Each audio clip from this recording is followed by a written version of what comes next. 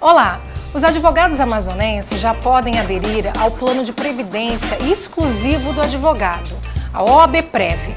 Basta ligar para um dos nossos consultores da Mão Geral Aegon, 3622-3011. Somos diferentes, porque o Brasil é um país diferente. Um país da diversidade, de fauna rara e rica flora. Um país que desafia dia a dia o povo a preservar. No vai e vem deste país, vamos te levar pra todo lugar. No vai e vem deste país, vamos te levar pra todo lugar. Eucatu.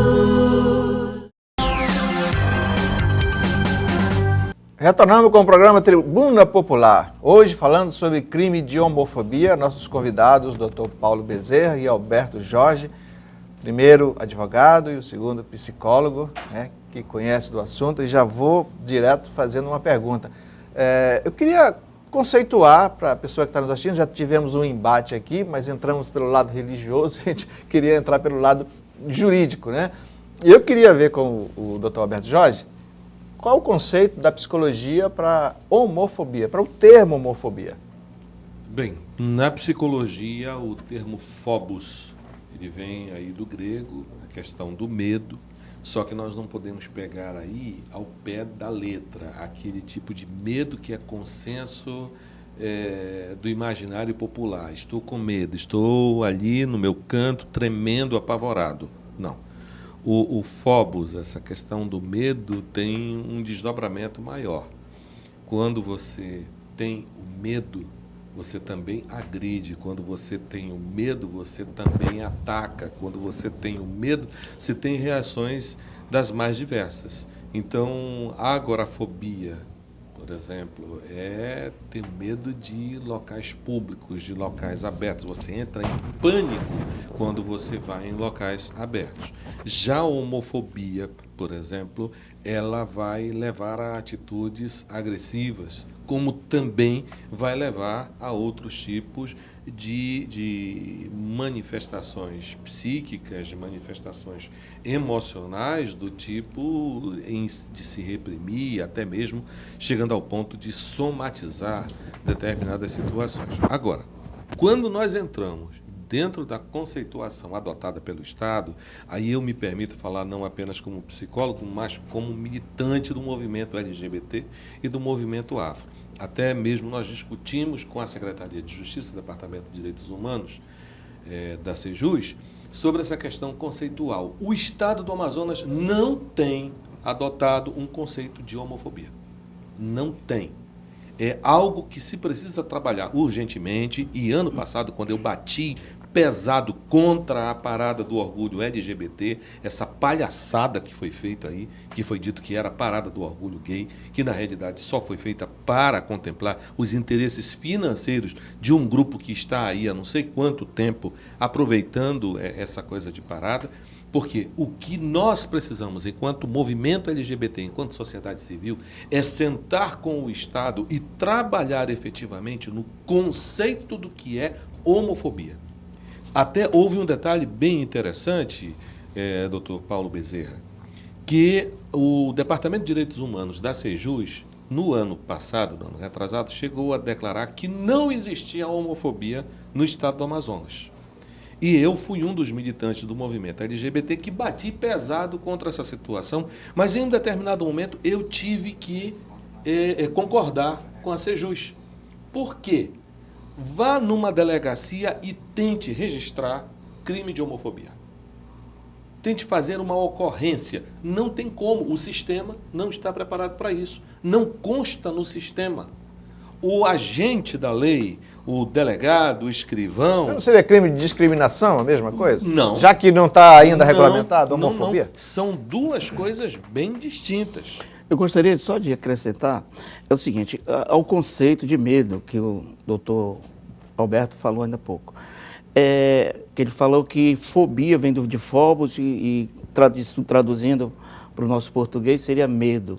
Mas, como toda tradução, a palavra pode ter mais de um sentido. Então, assim como tem o sentido de medo, fobia, ela também tem um sentido de repulsa. Medo, repulsa. Né? Fobia, hidrofobia, o cachorro não quer pegar em água, não chega nem perto de água. Né? É medo, aversão. E esse medo, essa repulsa, essa aversão é que faz com que a pessoa tenha reações criminosas até, inesperadas e translocadas até. O agorafobia, como o doutor se referiu ainda há pouco, quando ele se vê fechado num ambiente que ele é enclausurado, eu acho que é claustrofobia. Não, exemplo. claustrofobia. É isso. Agorafobia que ele gosta de ficar num lugar aberto. Não, é o inverso. O conceito de ágora, praça. Ágora, praça, né? lugar então, aberto. Fobia. Ele tem fobia de lugar aberto. Né? Então eu tenho medo da praça, eu tenho medo da multidão. Né? A claustrofobia, por exemplo, que a pessoa, quando se encontra enclausurado, em ambiente fechado, ele pode ter reações de entrar em pânico, mas ao mesmo tempo de desespero. Ele pode chutar, quebrar uma porta, quebrar uma janela para se ver livre. Então, é semelhante ao medo e à repulsa dos homofóbicos. O homofóbico, quando ele vê algum casal homossexual ou homoafetivo, prefiro esse termo, eles sentem uma repulsa, sentem uma aversão, sentem uma espécie... Mas isso aí se e aí transforma eles em partem agressão. para a agressão. Você sentir... Agora vem a questão da aí é quando gênese entra dessa homofobia. Então, esse tipo de O reação... que ele quer matar? O que ele quer agredir no exato momento em que, ao ver um casal homossexual, ele quer atacar? Por que determinados homens, diante de alguém com comportamento afeminado, sente a necessidade de bater, precisa espancar? E aí a clínica ela é muito soberana em dizer isso. Ele não está batendo na pessoa em si, ele está batendo na homossexualidade que existe dentro dele. E como ele não pode se matar, como ele não pode se agredir, ele agride no outro aquilo que o incomoda internamente. O que o senhor diria, então, homofóbico, Jair Bolsonaro, o Bolsonaro, para mim, é uma bichona, né? Desculpe o telespectador, mas é uma bichona em eterno conflito consigo mesmo. Como ele não pode matar o homossexual que existe dentro dele, então ele tem que atacar todo mundo. Ora, se eu não tenho nada a ver com o Corinthians, se eu não sou corintiano, se o Corinthians não me fez nenhum mal, que eu tenho que agredir o Corinthians? Que eu tenho que agredir o pessoal do Flamengo? Eu não tenho nada a ver com isso. Então, se eu agrido, por exemplo, se eu sou botafoguense e agrido alguém que é do Flamengo, é porque esse flamenguista está me incomodando. Se eu sou caprichoso e meto a trancada em quem é garantido, é porque este do garantido está me incomodando. Se eu não tenho nada a ver com o Flamengo, se eu não tenho nada a ver com garantido, com caprichoso, aquilo passa batido diante de mim. Eu não tenho por que agredir. Então, no exato momento em que o Bolsonaro faz esses ataques, só concluindo, né, faz esses ataques virulentos, do ponto de vista psicanalítico, está claro para a gente. Não estou querendo aqui fazer interpretaço, mas isso é um senso comum. Né? E algo está agredindo este senhor lá dentro e, por isso, ele precisa atacar de forma tão virulenta. Inconscientemente. A pessoa, de repente, tem alguma coisa contida inconscientemente. Inconsciente ou muitas vezes consciente. Na maioria dos casos, em muitos casos aí, é um processo inconsciente. A clínica ela é muito clara. Eu citei, por exemplo, o deputado Jair Bolsonaro, mas existe casos de pastores como Silas Malafaia e outros que distorcem os ensinamentos bíblicos para tentar colocar como se fosse a pedra fundamental do cristianismo, essa homofobia, a aversão a homossexuais. Quando, na realidade, o texto bíblico, ele, em todo momento, ele não manda bater, não manda espancar homossexuais, não existe isso. Existe até na Bíblia espancar crianças para aprender, espancar mulheres, mas homossexuais não existe em lugar nenhum.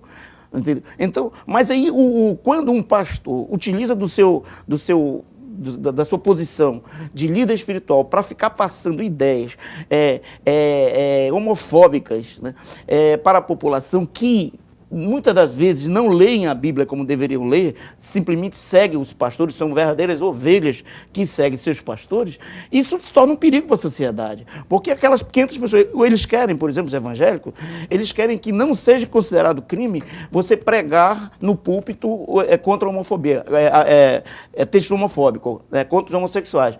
No entanto, mesmo que ele esteja ali fazendo um discurso religioso, ele está atingindo 5 mil, 10, 20 mil pessoas. Essas pessoas vão sair dali, não saem com aqueles conceitos totalmente distorcidos na cabeça. E aí vão praticar atos criminosos. Então, uma das causas essas da pessoas violência... têm que ser penalizadas assim, porque eles estão incentivando, estão insuflando o crime. O substrato da homofobia hoje está muito claro e o movimento LGBT em nível nacional, a psicologia, Conselho Federal de Psicologia, que tem marchado, tem dado uma força imensa para o movimento LGBT, já deixou claro que as mensagens religiosas servem de subsídio, servem de combustível para as atitudes homofóbicas. Agora, o senhor colocou algo que eu achei bem interessante, doutor Bezerra. Por que na Bíblia diz que pode espancar a criança, que pode corrigir com a vara a criança? Que a própria Bíblia manda a mulher ser submissa, a mulher na Bíblia é um negócio assim terrível, é absurdo. No entanto, eu não vi um único pastor, nem padre, nessa terra se voltar contra a lei Maria da Penha. E também contra a lei agora da lei da palmada. Da palmada. A lei da palmada muito também. brando, muito leve. O que é que está por trás? Ainda há pouco nós discutíamos com o doutor Félix aqui, antes de começar o programa, sobre os interesses financeiros, comerciais, que estão por trás dessas campanhas. Porque as igrejas, principalmente as neopentecostais, precisam de um demônio, precisam de um objeto de agressão. Eles precisam ter um alvo para estar lançando todo o seu ódio, estar lançando todas as suas campanhas moralizantes. E, resultado, o segmento LGBT é grande, mas ainda não tem uma representatividade, não tem uma bancada no Congresso Nacional. Da mesma forma que pais e mães de santo, o povo afro, ainda não tem. Mas é algo que está aí na vontade do povo, tem o clô da novela das 8 fazendo maior sucesso. Então fica muito fácil demonizar isso, que está dentro do imaginário popular, que tem uma aceitação, colocar isso como pecado, para quê? Para se tornar fonte de renda, porque não existe igreja que não esteja apoiado no sentimento de culpa do fiel em relação a Deus. E dentro desse processo de comercialização do fiel com Deus, onde eu, pecador, confesso a Deus e tenho que pagar pelos meus pecados, isso daí serve, desde a antiguidade, de combustível para manutenção dos cofres de igrejas e templos. Essa é a dura realidade. Você acha que a mídia tem contribuído para incentivar elevado índice de homofobia? Sim. Vamos ligar agora, nesse exato momento, em um outro canal. Por favor, só quando entrar o comercial. Dê uma passada nos mais de 10 canais da TV a cabo que tem, nesse exato momento, programas evangélicos. E vejam em quem eles estão batendo. Em cima de que estão batendo.